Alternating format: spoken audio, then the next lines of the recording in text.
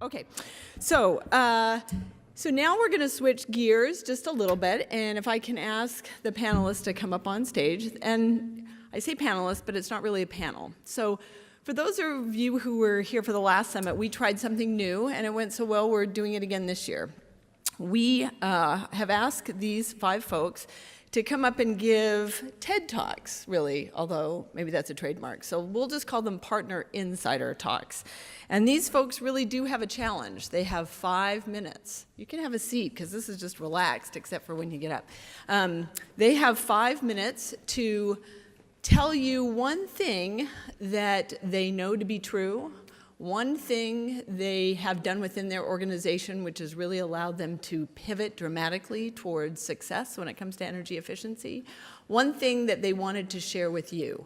And they have to do all of that in 5 minutes. So I'm confident they're going to do a great job. In fact, I'm so confident when I was on the phone talking to them, they each introduced themselves to the rest of the folks at that time on the phone, and they did such a great job. I said, you know what, we're just going to do that at the summit. So I'm not even going to introduce them. I'm going to ask them each to introduce themselves and tell part of their story, and then because they're only going to take 5 minutes each, we should hopefully have a little bit of time for Q&A. So if you've got questions, please write them down, and we'll hopefully have a little bit of time to do that afterwards. So without further ado, I want to thank folks ahead of time for being here, and we've asked John D'Angelo to kick it off. Go ahead. Thank you very much, and thank you all for coming. As we discussed, my name is John D'Angelo. I spent the first 20 years of my career as United States Naval officer in the Civil Engineer Corps. When I retired, I was recruited into healthcare, serving both at Cleveland Clinic and New York Presbyterian. And I'm currently the Vice President of Facilities at Northwestern University. The one thing that was really a truth that I had discovered for myself that helped me in my career was that we will never have perfect information or perfect knowledge. And as a species, we tend to fill in those gaps with the most dramatic possible outcome. And it's that drama that I think is the most detrimental to moving forward. A lot of times, if you just acknowledge that you're not going to have the perfect truth, and you just work on the things that you do know, and just, to borrow a catchphrase from Nike, just do it, just move forward. And accept that you're not going to ever have the perfect solution because you don't have all of the data, but you can move the needle in small incremental ways. And what I've found is in so doing and in so bringing other people into that model, you can create a sense of engagement that will pick up its own momentum and will carry your ideas forward. And as you are able to narrow those knowledge gaps, and as you're able to create the habit of not creating the drama to fill in those knowledge gaps you still have, the engagement that you develop can really move mountains for you. So over the last 2 years at Northwestern University, we were able to focus in on engagement as a target. And really we have had a 25% increase as measured through the click rate on our subscriptions for our sustainability newsletter. We've had another 25% increase in the requested subscribers. We had an all-time high 11,000 visitors to our page the day that we launched our report card. And part of the thing that we learned with that perfect knowledge and decreasing drama is a rededication of ourselves to transparency. So everything that we do, the good, the bad, and the ugly, we have key performance indicators, and they're all published. In so doing, that has really increased the focus of my team and of the entire university. And for me, that's a lot of fun. So I'm not the one who has to stand on the table screaming why this is important. We've created an entire network of faculty, an entire network of researchers, an entire network of students, an entire network of visitors to the university. We just recently launched our first ever sustainability map of the campus, where we have a lot of the sustainable things that we've built in to the campus design on a website, and you can go from sustainable target to sustainable target, take a selfie there and post it. And we had an all-time high, 22,000 tweets from our Earth Month activities, including that sustainable scavenger hunt. So the one truth that I learned is to accept that you're never going to know everything, and to accept that there's a natural inclination to build drama into that gap, and take charge of removing the drama, using what you know to move forward as opposed to arguing with yourself. My name's Roger Webb, and I'm the, oh, that's for him, not me. Right? My name's Roger Webb. I began my career with Wendy's when the third restaurant opened in Columbus, Ohio. I was a college student at Ohio State. Dave Thomas, the founder of Wendy's, was a Kentucky Fried Chicken franchisee in Central Ohio, and my family was the franchisee south of there. Over time, I became the vice president of franchising for Wendy's in the late 70s, and did significant amount of traveling, just Dave Thomas and I, to visit franchise restaurants. Two things I learned at that particular point, a lot of things that I learned, but two things in particular that I think apply with what we've accomplished here, is that the importance of taking care of the customer, and number two is take care of the nickels and dimes, and the dollars will take care of themselves. I don't know how many times Dave would repeat that on various trips to visit franchisees. We're proud to be the first Wendy's franchise to join the Better Building Challenge, but we're also the first restaurant franchisee to join the challenge. In Mobile, Alabama, at our new restaurant there, we hosted an event with representatives, with Maria from the Department of Energy. We had representatives from the Wendy's Company. We had Halton, Hoods, we had Train, we had Southern Company, Alabama Power, Mobile Chamber of Commerce, and the mayor of Alabama, mayor of Mobile, Stimson, joined us for the event. We got significant local media coverage, and we were very, very proud of what happened. I think what got us to that point, there's a few defining moments that happened. In the late 80s, we were part of a study by the state of Florida to compare our all-electric restaurants with our gas and electric restaurants. I had grown up in the restaurant business thinking that, you know, the more equipment that you can get to be gas, the cheaper it's going to be. Well, we found that not to be true. The things that had happened over time, there's a lot of energy efficiencies that have come into electricity, and I grew up in the Midwest, and I was in Florida now, and learned very quickly that the heat that comes from the gas power was a little, created more heat in the restaurant than what happened in the northern states. The event, though, taught me a word about and learned about T8 light bulbs. The state of Florida had an offer that they would have a low-interest loan that they said would allow us to pay off the loan with more, we'd have more money saved than what the loan would be, and it proved to be true. So from that point on, they had our attention. What have we learned now from the things that we've done recently? I think it's a combination of our heating and air conditioning system, our hood system, our LED lights, and our equipment. I think the thing, though, that we have also learned is there's two things. Number one is trust. Who do you trust when you get, I don't know how many calls we've gotten over time of people that have an electrical panel that's going to save the world.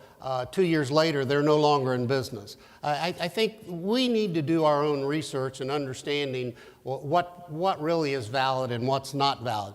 The other thing, too, that I think that we did was it's communication. And I give that credit to, we have a director of facilities, Ivan Blackman. And Ivan, one of the things that he did, in our business we call it HVAC, but the V never really talked to the HAC very much. He got those guys to talk to each other so that we were able to use less air running through the restaurant. And we've saved a significant amount of money in our test stores, and I'll give you some details in a second. But we've committed to the Better Building Challenge, and we think we're going to more than surpass it. In our benchmark store that we started with, we did a couple of these things. We saved 13%. In the store, in the restaurant where we had the event, we're on track to cut our utility costs there. This year, we think it'll be in excess of 30%, which I understand would provide electricity for 9 homes for a year. And we've got 3 or 4 other restaurants right behind it that we think we're going to be in the 30% savings range.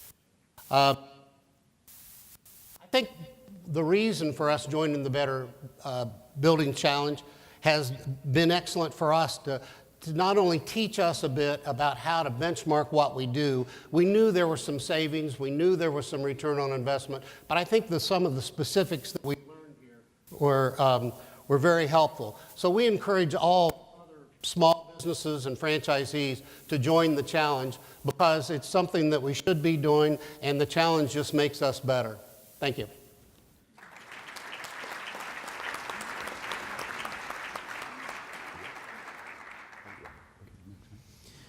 Well, good morning, folks. My name is Greg Farley. I represent Chesapeake College, which is a little 2-year community college in Eastern Maryland. And I'm a college professor by trade, which means I can't sit in a chair and talk. I have to wander. And I've been told I can go about a quarter mile on this mic, so hopefully the range will get me where I'm going. What I want to argue this morning is that there's a huge role in our energy affairs for courage and serendipity combined. I want to begin the morning by talking a little bit about a little old wind turbine and what it does and doesn't do for our campus and where it's led us.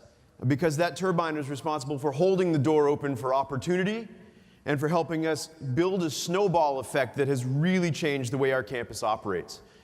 In late 2011, after some significant engagement with our stakeholders both on and off campus, and we serve about 20% of the land area for Maryland, we put up a little wind turbine. It's a 50 kilowatt machine. It's about 150 feet tall when the blade is stretched straight up. So it's not utility big, but neither is it the sort of same small thing that's being marketed to other schools and to farmsteads.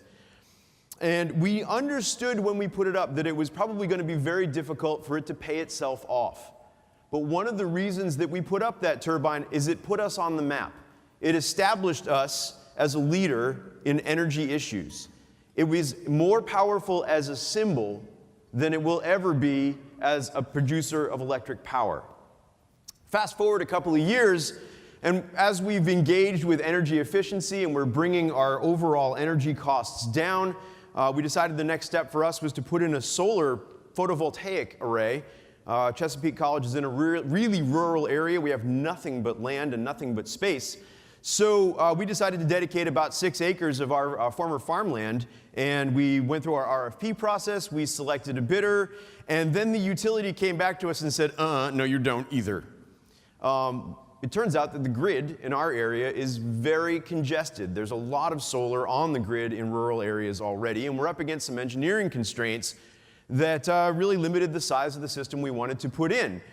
Rather than giving in, because we had put up the turbine, because we had put that marker in the ground for how we wanted to be a leader in this industry, we turned back around and approached the utility and our colleagues at the Public Service Commission, colleagues at the Maryland Energy Administration, and colleagues at Solar City, and we brought everybody together around a table very much like this one and said, what if we could use this as an opportunity to develop the right kinds of technology that are necessary for further penetration of renewables into the grid? And ultimately, that was a successful conversation because we'd established ourselves as a leader already. Then the utility brought serendipity to us. And they sat beside us at a table and they said, well, would you mind if we brought a battery to your campus? Would you mind if we started using this to explore the storage options that are necessary? My first question was, well, gee, how big is it? Is it bigger than 55 acres? And they said, no, it'll fit in a truck. And so, okay, we can do that. Then they came back to us again, and they said, what if we developed a microgrid for your campus? we need to understand storage. We need to understand how microgrids interact with efficiency. We need to understand how battery storage interacts with curtailment, interacts with local generation. So my little campus, which is a community college with only 12 buildings and only about 2,000 students and only about 200 employees, suddenly stands out in Maryland and the Mid-Atlantic as a place where you can go to learn about energy issues, both in the classroom, and our students have been asking the right kinds of questions. They're interested in climate change and sea level rise and changes in precipitation and how the energy industry interacts with those. But also, we get the opportunity to come to events like this and speak to groups where we have professional energy managers and renewable generation experts. So this has been an enormous set of opportunities. And it all snowballed, and finally, I think the greatest thing that this has done for us is we had to renovate a building, simultaneously bring our gym up to some sort of building standard that had, the original gym was built in 1967, so you get where I'm going with this, right? The NJCAA tried to hold a tournament on our campus before we did the renovation. They told us the gym wasn't safe. So we wanted to renovate the gym. At the same time, we were sort of forced by a local hospital to bring all of our health professions, our nursing program, our radiation technology program, dental assisting, EMS, all of that had to come back to campus because the hospital is going to move. And they effectively told us, well, you don't have to go home, but you can't stay here. So we expanded that building. During the design process for a expanded and renovated Health Professions and Athletics Center, we were able to change the dialogue with our designers, with our support counties, with all of our funding sources to say we want this to be the best building it can be. We want this to be the most efficient structure that we can put up.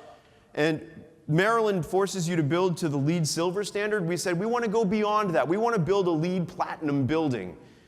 That stops conversations a lot with designers who will tell you how expensive it is, and then they'll tell you how much money you need to put up front. It stops conversations with funding agencies. But we had this leadership role because we put that turbine in the ground. So here's what I think 2,000 years ago, the Greek statesman Virgil said, "Fortune favors the bold." I'm going to argue that fortune holds the door open for innovation, opportunity, and serendipity. And I would encourage each of you to be bold in your own way and to position your institutions, your companies in positions of leadership. Get the recognition you deserve for that, and then watch the momentum follow. Thank you very much.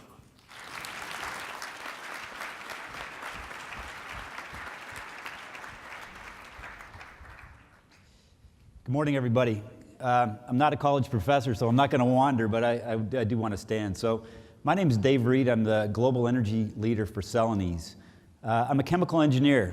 I've got 32 years of manufacturing experience in plant operations, maintenance and reliability, and now energy. So currently I oversee the energy management program for Celanese's 38 sites worldwide. So Celanese is a chemical manufacturing company. We produce a wide variety of chemicals and polymers that go into things like paint and automotive and medical products, to name just a few. At the manufacturing sites where we produce these products and we use most of our energy, we're very technically oriented. So we focus on science and numbers. We talk about things like exothermic reactions and heat transfer coefficients. So most of the staff people who work at these sites are engineers and chemists. I'm one of them. Most of us are technical geeks. We like mechanical things and chemistry and spreadsheets. We like to analyze and solve problems. So last year, Celanese held its first Global Energy Summit, where we brought together 30 of these technical energy experts in our company to talk about energy reduction. We spent the week talking about training on steam systems, energy management systems, and energy projects. All the technical aspects of energy reduction, just like you would expect from a manufacturing company, right? But at the end of that week, we put together a short session on the people side of energy reduction. We asked the question, how do we get more people involved in our energy reduction program in Celanese? We asked the group, who thinks that we can reach our targets, our energy targets, with just the 30 people in this room? No, not surprisingly, nobody put their hand up. We showed a TED Talk video called Behavioral Science Can Lower Your Energy Bill, where the speaker talked about the most important thing, the motivator for energy reduction at home, not being about cost, not being about being green or being good citizens, but when you were told your neighbor was doing better than you were on energy reduction. So social pressure and competition are very, very powerful. So, at that point in the summit, in that short period in the summit, the light bulb went off in many of our technically oriented left side brain heads. We realized that we weren't putting enough focus on a key part of our energy management system. And that piece is about behaviors and the connection of people to energy reduction. How do we get the 7,300 people that work for Celanese to change their behaviors and focus on energy reduction and participate in energy reduction? So we know this is very important. In fact, in occupational safety world, this is something we've done for years with behavioral safety programs. We know how important behaviors are. The most important aspect of reducing injuries at work and at home is related to behaviors. When I see somebody mowing their lawn at home with safety glasses and safety shoes, I know their behavior has been changed. So we need to do the same thing in the energy space. We need to connect with people and get them and motivate them to change their behaviors. So in 2017, Celanese started a new team to focus on the people side of energy reduction. We call it our Energy Engagement Team. And our slogan is Energy Empowers Us. So it's really early days. We've got a lot of questions. We're really learning. But we're focusing on 4 main areas. The first is participation and connection. So back to that question at our summit. How do you get more people involved in our organization on energy reduction from the top to the bottom of the organization? Bill Nye, the science guy, said that everyone you will ever meet knows something that you don't. So how do you get all the things that we don't know about energy out on the table and all 7,300 people participating in energy reduction? The second area is behaviors. We're starting off with some surveys about what people know about energy and what they don't know about energy. And we're using that information to define some behavioral improvement projects to hopefully change some of those behaviors within our company. The third area is communication. How do you get the message out to everybody in our company? And honestly, are they listening and hearing what we're having to say? The author George Bernard Shaw said that the single biggest problem with communication is the illusion that it is taking place. So we're focusing more attention on both internal and external communication, trying to really connect energy to people's lives. And the last area that we're focusing on is branding. So how important is a name brand, something that you can recognize and align with? When you hear things like Allstate's, you're in good hands, or Nike's Just Do It, you know exactly who they are, you know what they're talking about, and you can relate.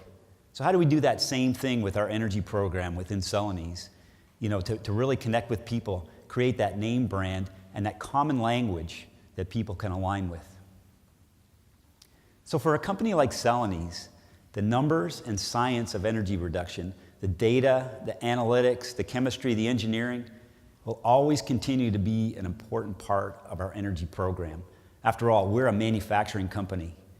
But what I know to be true is that behaviors and the connection of people to energy reduction is just as important in moving the needle on energy reduction in our company and in the world. Thank you very much.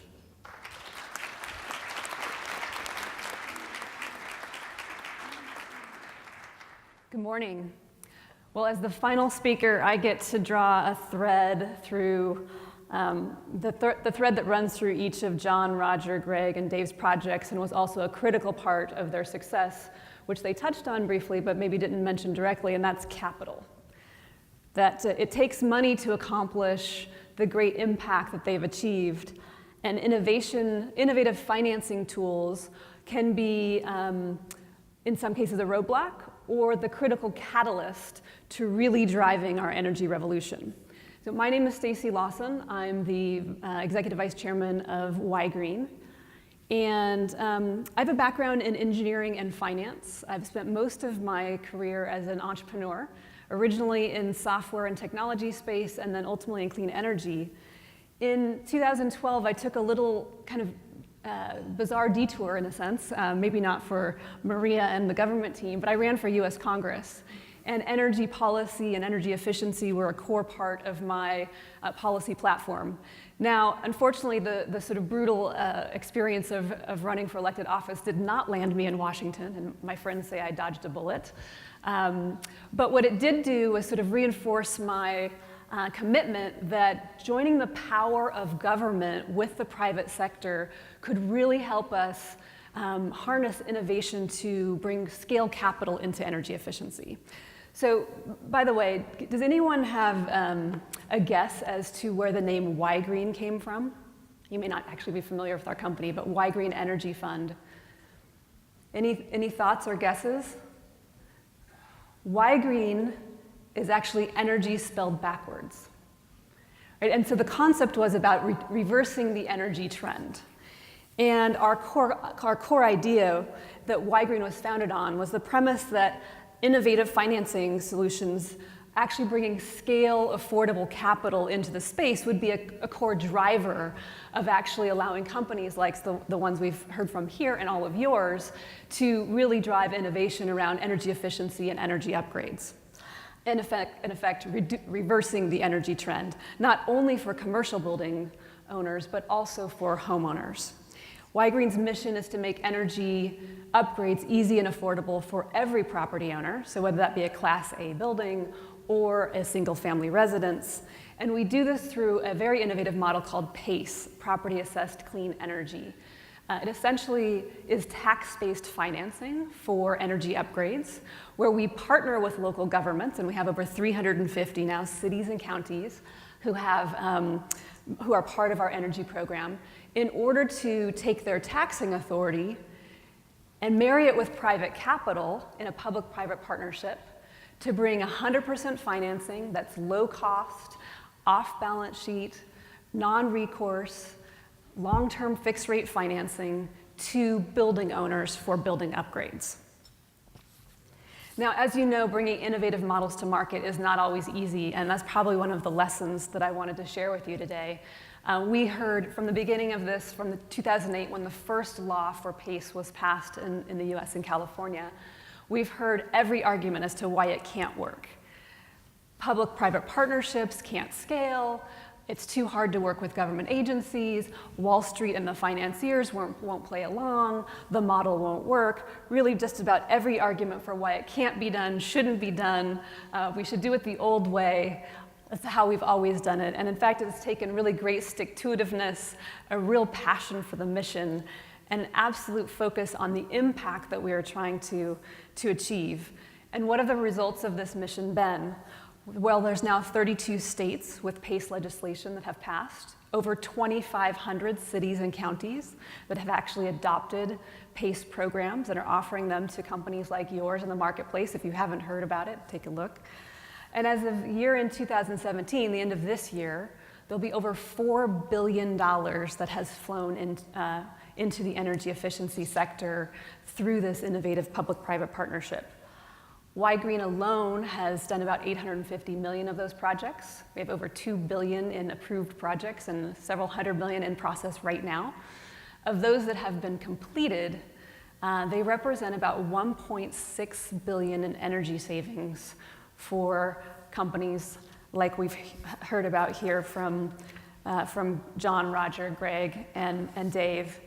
And that also represents about 1 million metric tons of carbon emissions avoided from the atmosphere, over 12,000 jobs created, and about $2.1 billion in economic stimulus for the local communities that have adopted PACE. So I guess the thing that I know to be true is that innovative ideas are worth pursuing. Stick to your guns, keep a passion for the mission, and focus on the key outcomes. That the engagement models that you've heard about here, along with scale capital and financing like PACE, can truly be the catalyst for not only your energy upgrade, but for an energy revolution, and I think we're just at the beginning. Thanks very much.